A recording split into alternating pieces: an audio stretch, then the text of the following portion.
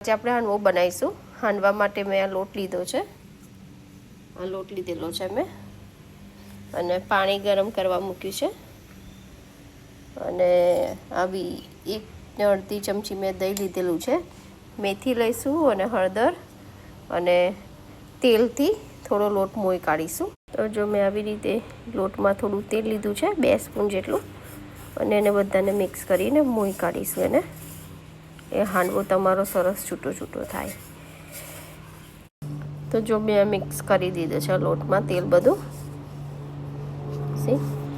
મેં પાણી અંદર નાખ્યું છે અને દહીં આ બધું મિક્સ કરીને એનું બેટર બનાવી દઈશ, બતાવું તમને પછી। જો મેં આવું બેટર બનાવી લીધું છે। હવે એમાં હું થોડા મેથીના દાણા નાખીશ, આટલા મેથીના દાણા નાખીશ અંદર, એટલે એનો આથો સરસ આવી જશે। અને અંદર થોડી હળદર નાખી દઈશ અને મીઠું, અને આને પછી હું મીઠું સ્વાદ પ્રમાણે, અને આને પછી હું 2-3 કલાક રવા દઈશ। અને પછી અંદર દૂધી નાખી, દૂધી એટલે સ્ક્વોશ છે ઇન્ડિયન,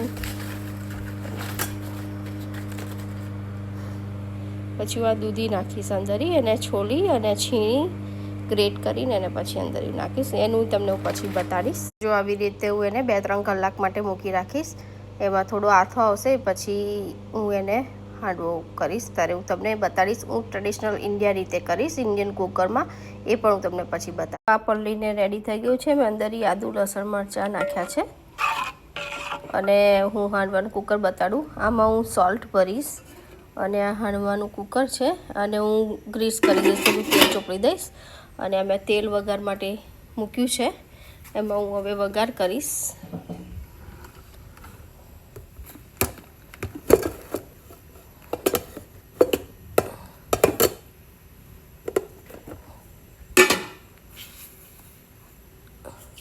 એમાં મેં રાઈ નાખી, રાઈ તતડે એટલે ક્રેકલ થાય એટલે અંદર જીરું નાખીશ, 1 સ્પૂન જીરું,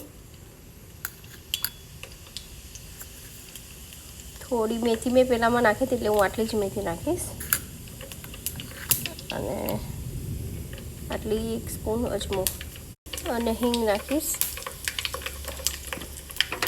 અંદર લીમડી પણ નાખી દીધી છે મેં, અને આટલી દૂધી લીધી છે, એ દૂધી આમાં હું મિક્સ કરી દઈશ, હું તમને બતાવું પછી। જો આ વઘાર થઈ ગયો છે, બધો વઘાર હું આમાં ધીરે ધીરે કરીને રેડીશ।